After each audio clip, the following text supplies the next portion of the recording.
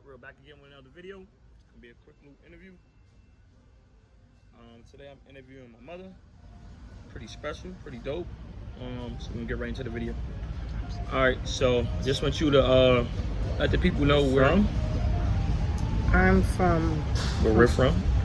We're from Brownsville, Brooklyn. Okay.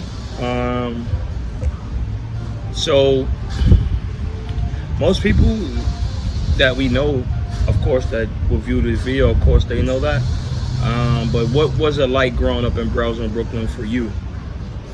How it was it was a little challenging because I grew up in a home with a single mother, Yep. single parent, lots of sisters and brothers. Of course, we fought, but it was out of love.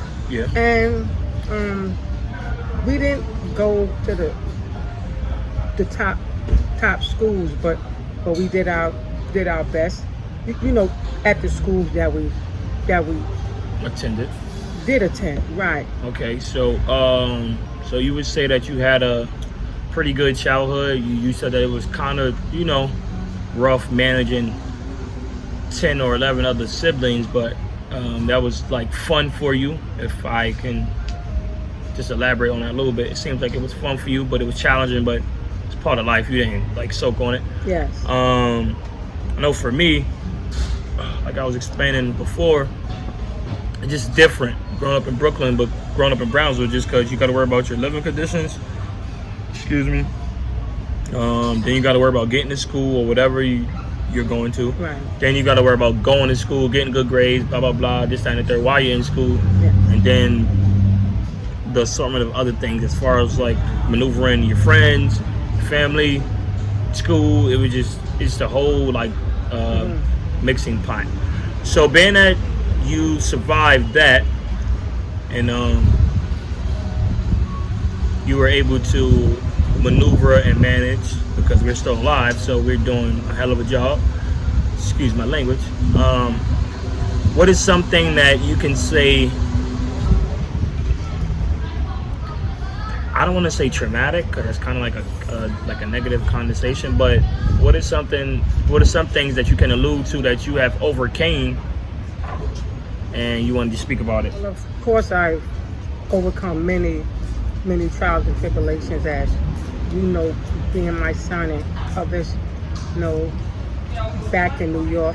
All right, so let's talk about one of them. What is one thing that you overcame? Well, one of them, the biggest one was last year, Yeah, what happened last year? fighting COVID.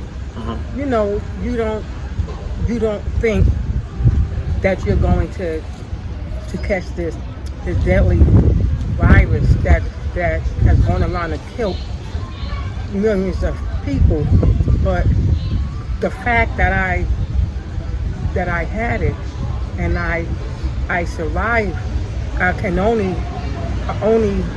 give God thanks, because He's the one who brought me through it, not the doctors, and definitely not myself.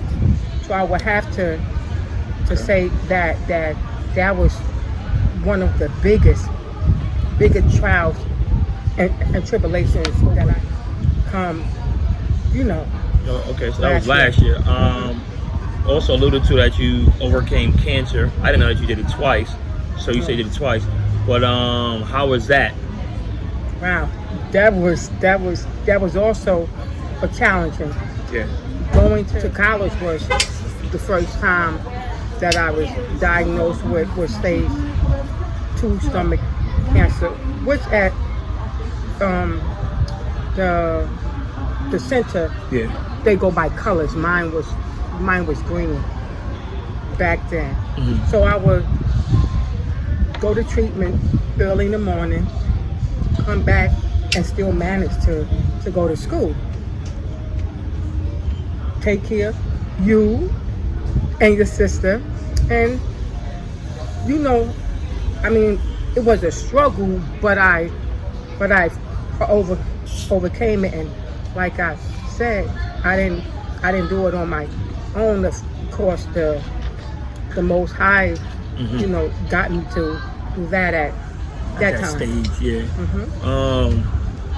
So, being that you alluded that you have overcame those traumatic things,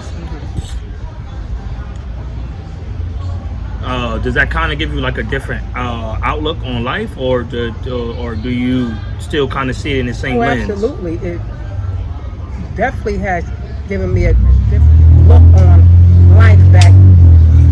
Back then, I didn't have God in my life. I knew about Him. Yeah. Did I believe in Him? No.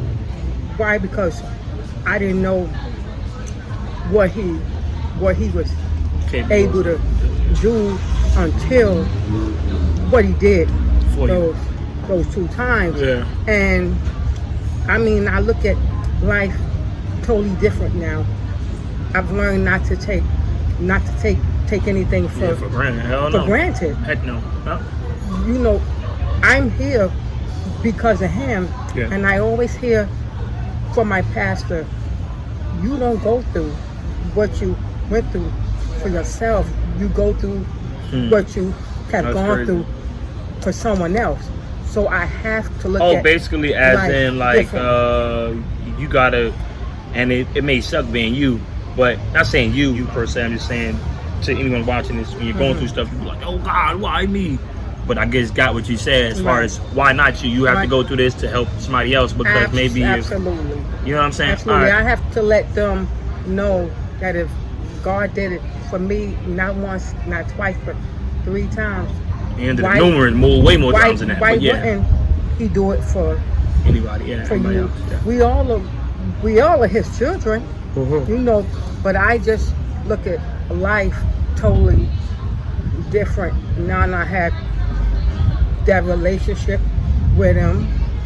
He transformed me into being who I am today. I don't do the things that I used to do. I may not be where I'm supposed to be, but believing in God, I know that He knows the end. He sees the end, not me. But I have that much of faith, actually greater faith, that He's going to get me over and through most of the Situations. the yeah. things that I'm. I mean, I don't gotta going allude through. to it, but we were on a train today and somebody tried to, it's just negativity. But again, none of that stuff, prevails.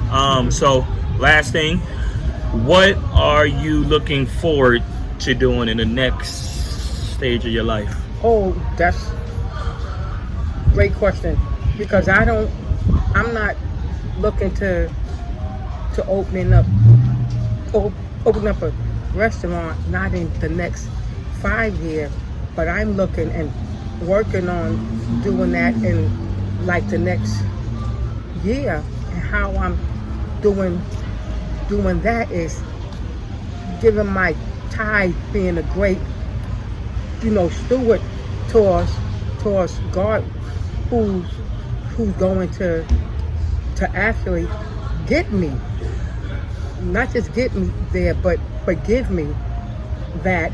And also